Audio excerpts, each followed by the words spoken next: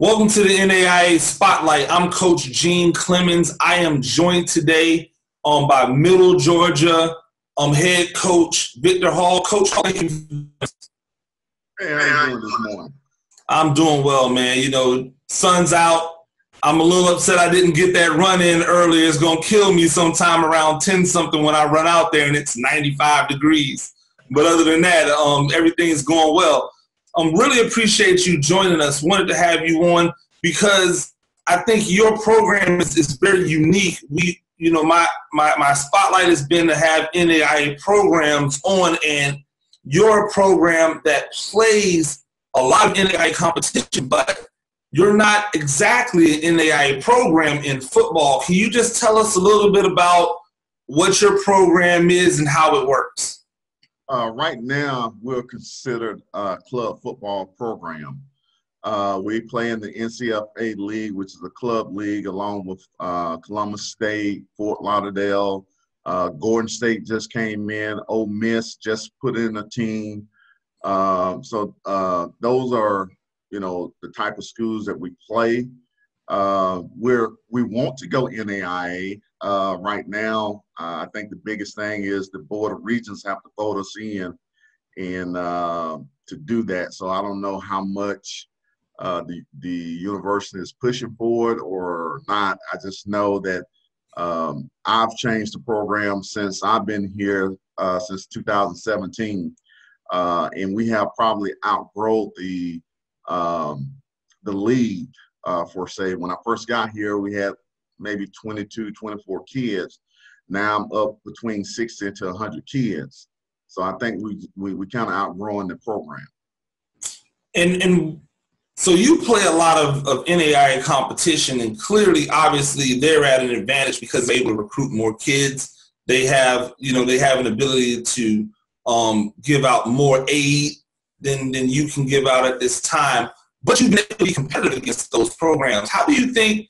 What do you attribute that level of competitiveness that you've been able to find without having all of the same resources? Well, the main focus is, I think it costs less to go to Middle Georgia State in the Southeast. It's only $15,500 to go to school there. So that's my selling point. We don't give any scholarships, but if, just for instance, I get a kid out of Georgia and they're a Hope kid, that's $6,500 plus Pell. They had $13,000 already, and they only have to pay $15,500. I do have bordering states, which is Florida, South Carolina, North Carolina, Alabama, and Tennessee, where they pay the same tuition as a Georgia kid. So I can get some competitive players in. I kind of treat it like a JUCO. If they come in and they get over 2.5 in the classroom and do well on the field, then I try to help them get a scholarship, which, this past year, my left guard, he signed a scholarship with Liberty University. Not only just that with my players, but also my coaches. I got one coach that went to a school in Michigan. I had another one. Two went to Oklahoma Panhandle. And my last one 2 weeks ago I got hired on at Mercer. So it's kind of like a stepping stone until the university decide that, it's time to go NAIA. So with that, the club team, do those years still count the same against their eligibility, or how would that work? No, it does not. The only thing that they will lose is a redshirt freshman year going into another school, and the reason being, we're not connected to the NAIA, NCAA, or anything else. So it's just like they haven't played football at all. Their clock still ticks, but as far as eligibility-wise, that's the only thing that they lose going forward. So in essence, you give young men an opportunity to compete at a collegiate level versus really good competition, but they get an opportunity to then take that experience and go to another university where they can start their clock and do things from that label. So you're kind of like a conduit somewhere between a prep school and like a postgraduate prep school and a JUCO. Yes. Like for instance, before COVID-19 hit, on our schedule for this year, we're going to play Allen University. We have a contract with Davidson College, which is D3. We also have a contract with LaGrange College. We also got a contract with Texas A&M Commerce.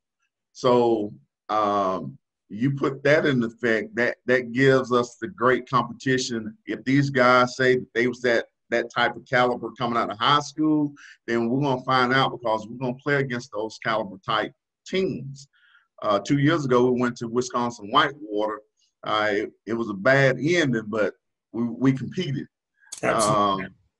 But again, last year, we went to Allen University and upset them, because everybody have the mindset, this is a club team, and I don't treat it like a club team. I treat it like a D1. I just don't have the D1 money.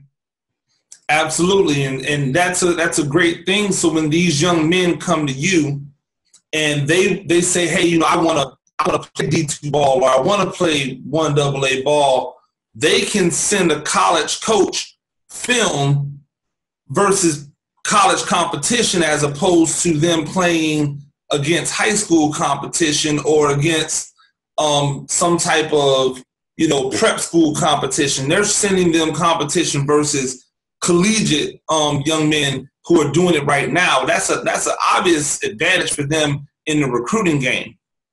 Mm-hmm. Yes, and that's how I kind of sell it a little bit when I'm talking to parents. Knowing our situation is different. Our guys have to pay to play. They pay $800. And that goes towards any meals, any travel, any hotels that we have to stay in. Like I tell everybody, I went to Auburn University. So everything that I have learned at Auburn University in 13 years in the professional football league, that's what I bring to Middle Georgia State.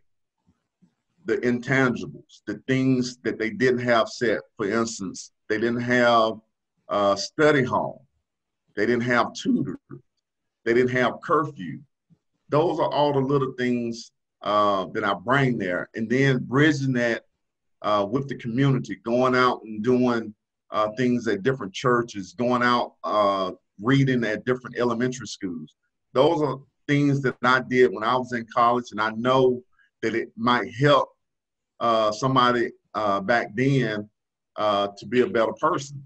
So that's what I kind of try to bring to Middle Georgia State. Absolutely. And just a little bit about recruitment. How many young men do you think you get a year that come to you because they felt that they were quote unquote slept on? I would say roughly around 30 to 35 kids that I get emails from saying, whether, my coach left or I didn't get a fair chance, or we didn't have film. I don't turn down anybody. I kind of look at the character part because we just don't want anybody to come to Middle Georgia State, because you got to represent the school when you go to it. Mm-hmm. So we don't have any off the field issues. We drug test. We do all the little things. Far as getting the kids, I would say if we ever went to NAIA, I would be able to have 150 to 200 kids and have to turn some away. Wow. So the opportunity for growth there at Middle Georgia is exponential. Yes, it is. Absolutely. It definitely sounds like something that your administration would want to get on to try to get that going. I want to talk a little bit about academics. So when a young man comes to Middle Georgia, what are some of the majors that you see them focusing on when they come to Middle Georgia? We have our main goal of Middle Georgia State is our aviation. We just partnered with Delta, so they'll leave our aviation going straight to an airline. We have nursing that's very big there at Middle Georgia State. They just brought in sports management. We have cybersecurity. We have pre-law. We have elementary special education, school of business. So those are the criminal justice. Those are the things that we have, that when you get your degree, you can go to, just like you was graduating from Auburn or Georgia. It's going to stand out like that because they take pride in the education there. Absolutely. And what type of advantage is it for you or just for your young men to be able to take advantage of, to have multiple campuses? It's quite unique because all the sports is housed in Cochran, where I'm at. The only two sports is not is volleyball and it's another one in Macon. Those are the two that's in Macon. Other than that, everybody's on the Cochran campus. Our aviation is in Dublin, and they have a commuter van that takes you from one campus to the other. So you don't have to worry about driving or anything.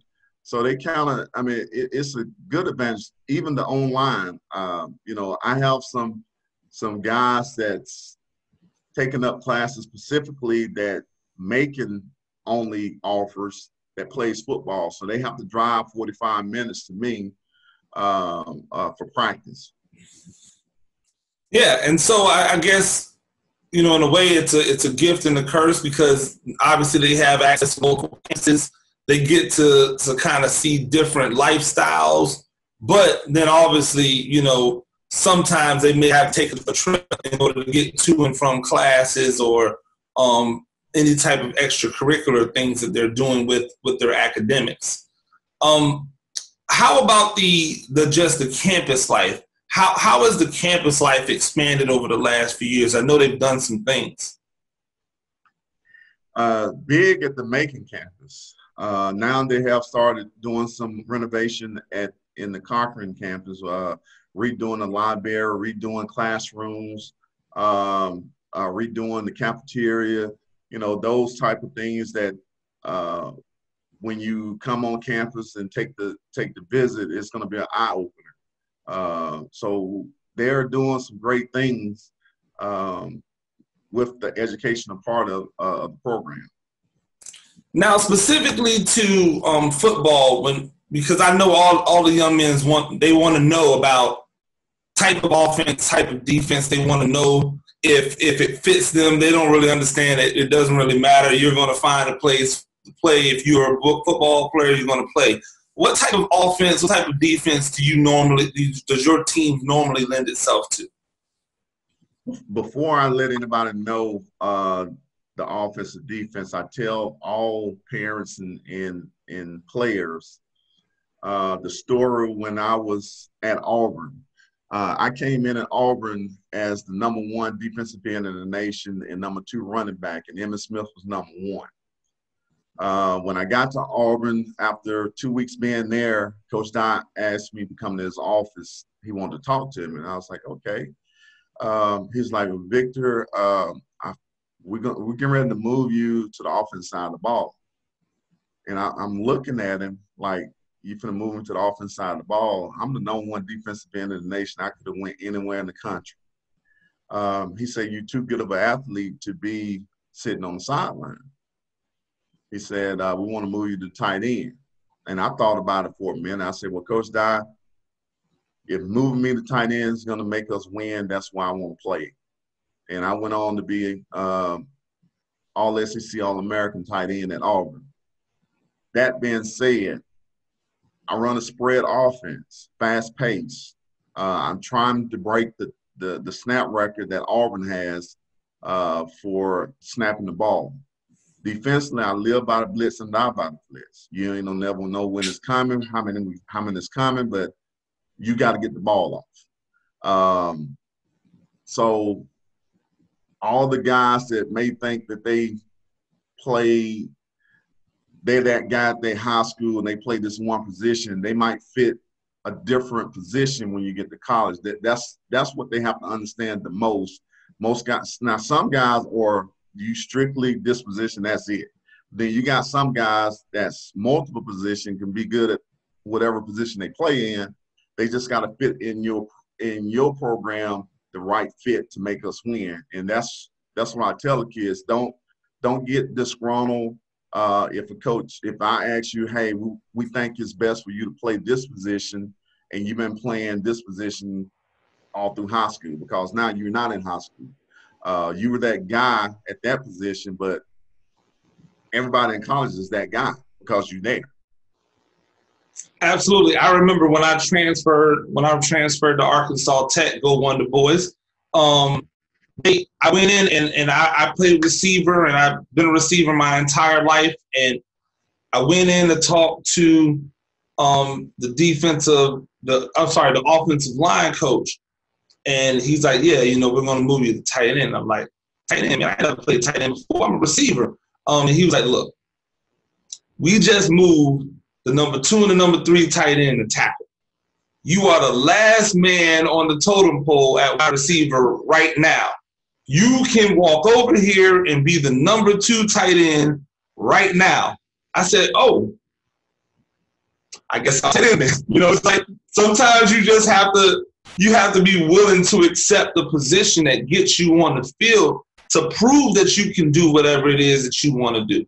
And a blessing to me was that because I was a receiver, I had such versatility that, you had an opportunity to use me anywhere because I was going to be able to flex out or, stay in line as well. So it's a very good point that you make when you talk about being able to understand it's bigger than just what you want to do when you're talking about how it fits into the team aspect. I also know that a lot of people would be very excited about the fact that you're fast-paced because young men just like that fast-paced offense sometimes when they get an opportunity to do it. They also love the blitz, which sometimes is a good and bad thing, I think, in opinions. What's the one thing that you think allows Middle Georgia to stand out as a school, to stand out beyond your other schools that you may compete with for talent? Would they allow me to go out and recruit? At first, when we first got there, it was only social media. But now I'm out in the public's eye. I'm going to different recruiting fairs, different showcases. So, and everybody know, all the coaches that knows me know that when I come in, I'm coming in, my price tag is already lower than what they're going to give them. Even when they give them a scholarship, my price, when they have to pay out of pocket, my price is still going to be cheaper than when they give a scholarship. So, they kind of laugh at me when I come, oh, we ain't finna get nobody. Coach Hall is in here. But that 15.5 goes a long way when you start talking about, especially for kids that's coming from out of state. You don't have to pay that. I think it's like $31,000 to go to school there if you don't have that out-of-state waiver. Mm-hmm. So that's the scholarship. That's how I look at it. Here's your scholarship is this fee waiver I'm giving you. That's $15,000. That's your scholarship. So that's kind of, I think that separates me from the other schools. They really don't get a chance to go out like I do. I think also the other head coaches, they do something else in the school where I'm strictly football. Well, that's awesome, Coach. And again, for those young men out there, if you feel slept on and you want to prove it, and you're about your academics, Middle Georgia is definitely a place that you want to look into. Obviously, the price is one that you're not going to be anywhere for an education. The opportunity that you have with the multiple campuses, something that you may not be able to get at another school. for that price. And then the opportunity to play against top-notch competition. Texas A&M Commerce is a really, really good university. Allen, we've already talked about. Wisconsin Whitewater is one of the best D3 universities in the country. So getting that opportunity to play at a school, and then the added bonus of being able to right now take that and possibly flip it into a Division II or Division I offer to go and play is something that you're not going to find anywhere else. If you go to a prep school, even really good postgraduate prep schools, you're not receiving that college credit. You can go to some of these fly-by-night, just popped up yesterday type of bridge schools where they're essentially just trying to get your money to come in. They don't really care where you go afterwards. Or you can go somewhere you can start receiving legitimate college credit. You can work on a trade. You can work on going towards a 4-year degree, a 2-year degree, and then flip that and go on to whatever it is you want to do the rest of your academic and athletic career. I think it's something that's really unique. And when Coach Hall, I reached out and you called me back and you said, hey, I know we're not NAIA, but this is what we are. I knew it. I knew that I wanted to have Middle Georgia represented here, and I really do appreciate you joining us today. I appreciate you having me. If people want to get a hold of you, get a hold of the program, please tell them how they're going to get a hold of you, social media, however it is that you best communicate with them. My email address is victor.hall@mga.edu. Twitter is Coach V Hall, and my number is 239-645-5450. If I don't answer the phone, leave a message and I'll call you back. Absolutely. Once again, Coach Hall, Middle Georgia, head football coach. Thank you for joining us. This has been NAIA Spotlight, and I've been Coach Gene Clemens. Have a good one. Thank you. You too.